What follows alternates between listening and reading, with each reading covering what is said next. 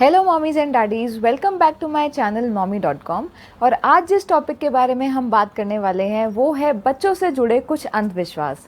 जैसा कि आप लोग जानते हैं कि हमारी कंट्री में अंधविश्वास यानी मिथ्स को बहुत इंपॉर्टेंस दी जाती है, और जहां बात बच्चों की आती है तो उनसे रिलेटेड तो ऐसे बहुत सारे अंधविश्वास हैं जो कभी ना कभी आपको ज़रूर सुनने में आए होंगे और कभी ना कभी आपको उनको फॉलो भी ज़रूर करना पड़ा होगा। लेकिन अगर आप उन अंधविश्वासों के बारे में कभी रिसर्च करेंगे आराम से बैठ के, तो आपको रियलाइज़ होगा कि उनके पीछे कोई इतना खास लॉजिक या कोई ऐसा फैक्ट नहीं होता, बल्कि कभी कभी तो ऐसा भी होता है कि अंधविश्वास फॉलो करने की वजह से बच्चे को नुकसान हो जाता है रादर कि कोई फ़ायदा हो। तो चलिए आज की वीडियो स्टार्ट करते हैं। और अगर आपको मेरी ये वीडियो पसंद आती है तो मेरी वीडियो को लाइक और मेरे चैनल को सब्सक्राइब करना ना भूलें।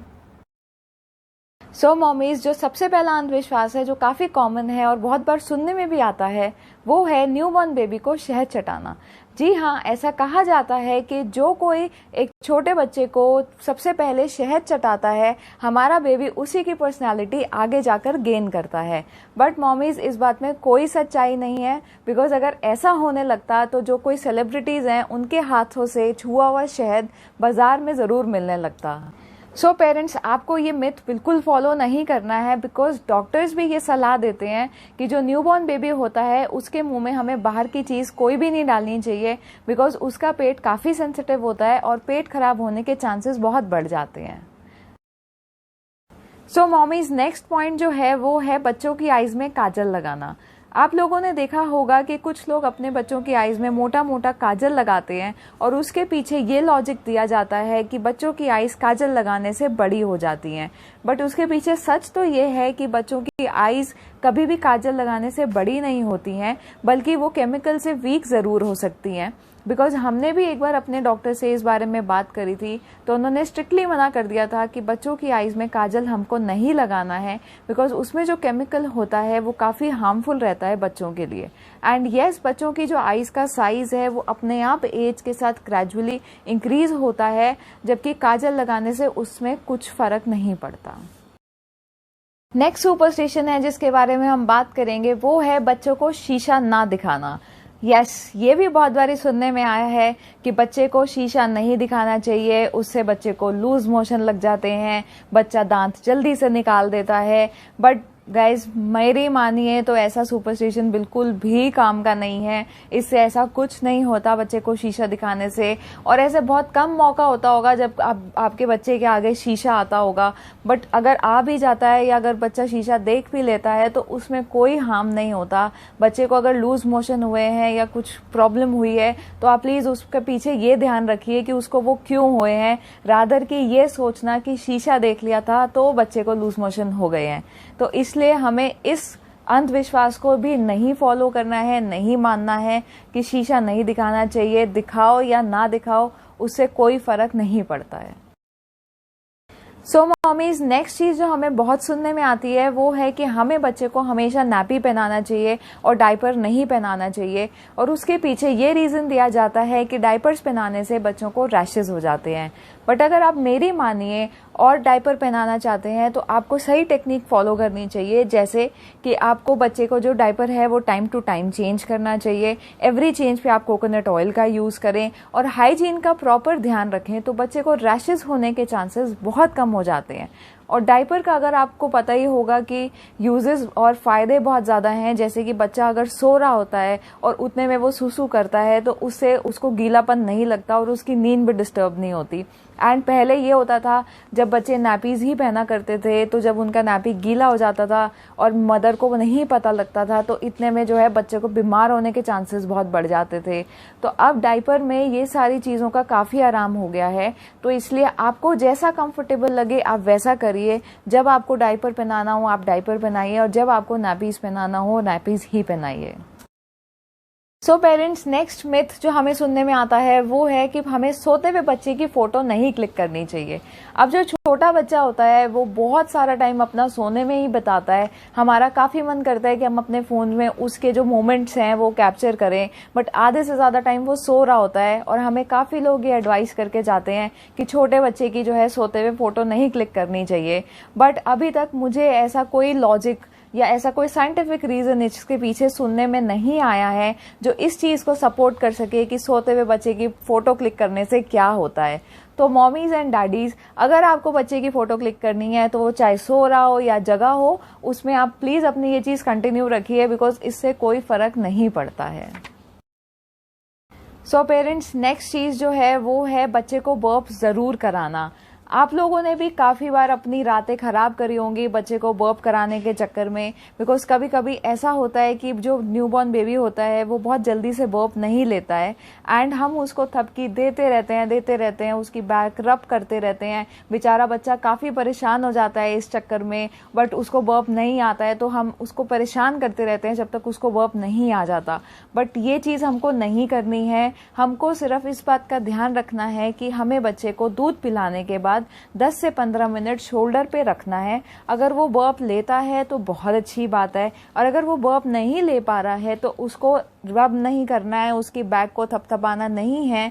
10 to 15 मिनट्स के बाद अपने आप बच्चे को नीचे लेटाकर सुला देना है, ताकि बच्चे को भी परेशानी ना हो और किसी की नींद पे डिस्टर्ब ना हो।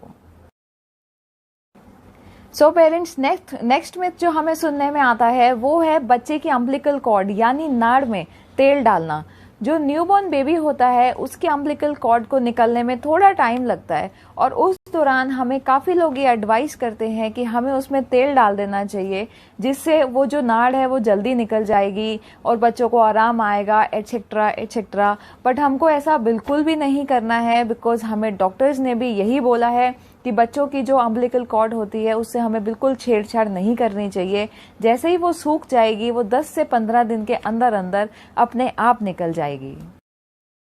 सो पेरेंट्स, नेक्स्ट जो हमें अंधविश्वास सुनने में आता है वो है बच्चे को 2-3 घूंट दिन में पानी पिला दिया करो। बट हमें ऐसा बिल्कुल भी नहीं करना है, बिकॉज ऐसा साइंटिफिकली प्रूवन है कि बच्चा जो दूध कंज्यूम कर रहा होता है, चाहे वो मदर फीड हो चाहे वो फॉर्मूला मिल्क हो, उसमें एप्ट अमाउंट ऑफ वाटर उसके अंदर जा रहा होता है। और ऐसा भी लॉजिक है कि बच्चों को कॉन्स्टिपेशन जो है वो बहुत कम होती है, तो इसलिए बच्चों को ऊपर से पानी पिलाना किसी भी चीज़ का सोल्यूशन नहीं है, बिकॉज बच्चे को जितना पानी चाहिए वो दूध के थ्रू उसके पास जा रहा होता है। बिकॉज ऐसा कहा जाता है जो मदर फीड होता है उसमें 80 to 90% पानी ही होता है।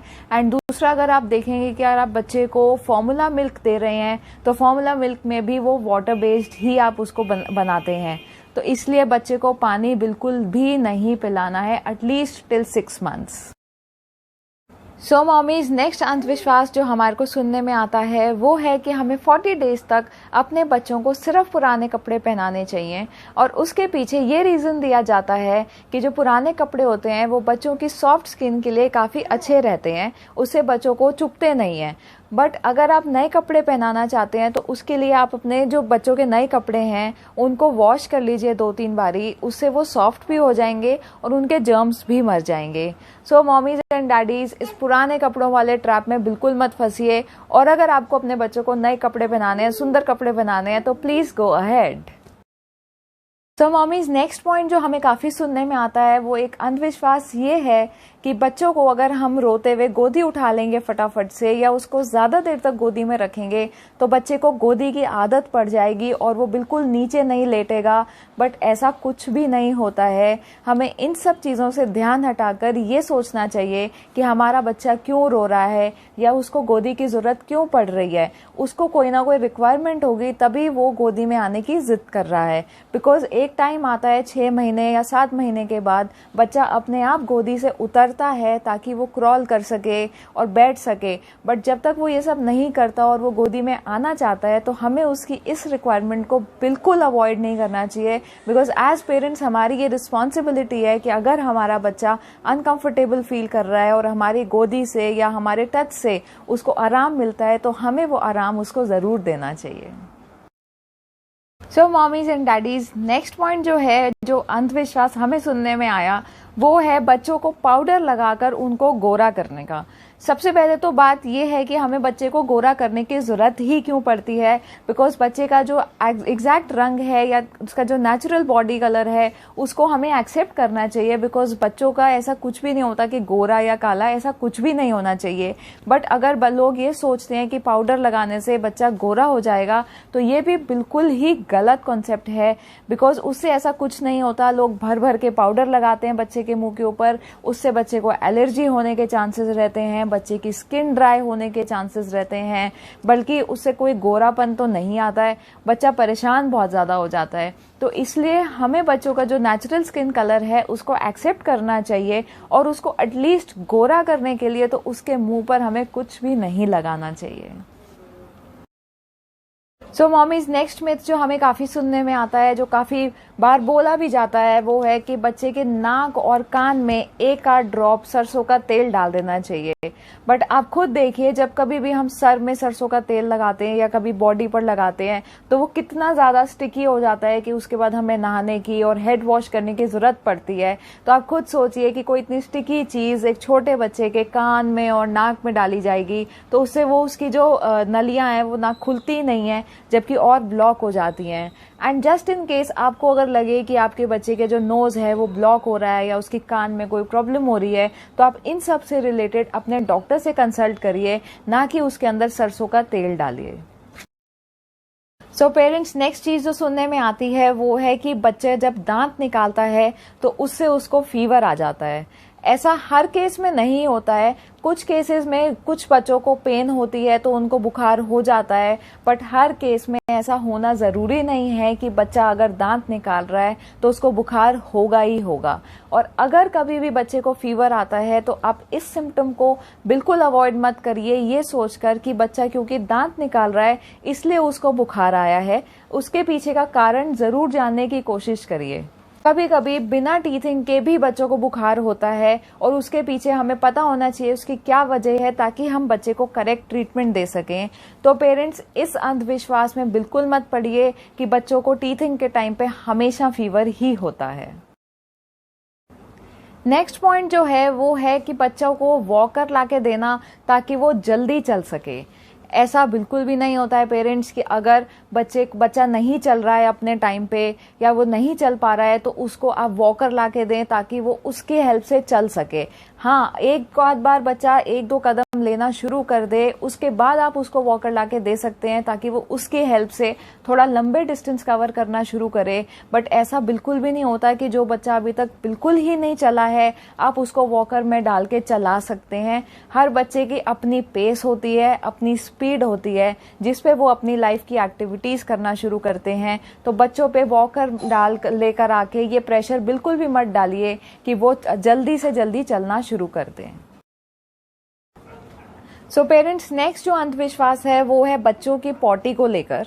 कभी कभी ऐसा होता है कि बच्चा जो है बहुत दिन तक पॉटी नहीं करता है या कभी कभी एक दिन में वो बहुत बार पॉटी कर देता है। बट एज पर डॉक्टर्स, अगर 7 दिन तक बच्चा पॉटी नहीं करता है या एक दिन में 7 बार पॉटी करता है तो उस चीज में कोई हार्म नहीं होता है, क्योंकि बच्चे जो हैं डॉक्टर्स कहते हैं कि वो अपना वेस्ट सूसू के जरिए भी बाहर निकालते हैं। एंड सिंस वो सिर्फ दूध ही पीते हैं तो वो सूसू या पॉटी कुछ भी करें उसमें हमको बिल्कुल भी टेंशन लेने की जरूरत नहीं होती। तो ये जो अंधविश्वास है कि एक दिन में भी पॉटी नहीं करी है या बहुत दिन तक पॉटी नहीं करी है, इस चीज को हमें फॉलो नहीं करना। सो पेरेंट्स, ये थे कुछ सुपरस्टिशंस और मिथ्स जो हमेशा फैमिलीज में सुने जाते हैं, बोले जाते हैं, फॉलो भी किए जाते हैं। बट मेरे हिसाब से कभी भी इन सब सुपरस्टिशंस का कोई फायदा नहीं होता, बट कभी ना कभी नुकसान जरूर हो जाता है। तो इसलिए हमें इस बात का ध्यान रखना चाहिए कि हम इन सुपरस्टिशंस और अंधविश्वास से अपना ध्यान हटाकर बच्चे की ग्रोथ पे, बच्चे की हेल्थ पे, बच्चे की पढ़ाई पे ध्यान दें ताकि उसका फ्यूचर ब्राइट हो सके, ना कि हम ये सारे सुपरस्टिशंस फॉलो करके उसको और परेशान करें। और अगर आपकी फैमिलीज में कुछ ऐसे और सुपरस्टिशंस या मिथ्स हैं या अंधविश्वास हैं तो प्लीज कमेंट सेक्शन में हमारे साथ जरूर शेयर कीजिए ताकि हमारे फेलो पेरेंट्स भी उस चीज की हेल्प ले सकें और वो सब करना छोड़ सकें। और अगर आपको मेरी वीडियो पसंद आई है तो प्लीज मेरी इस वीडियो को शेयर जरूर करिए ताकि ये सबके पास पहुंचे और सबको इससे मदद मिल सके। तो मिलते हैं अगली वीडियो में कुछ नए टॉपिक के साथ, नए कंटेंट के साथ। तब तक के लिए टाटा।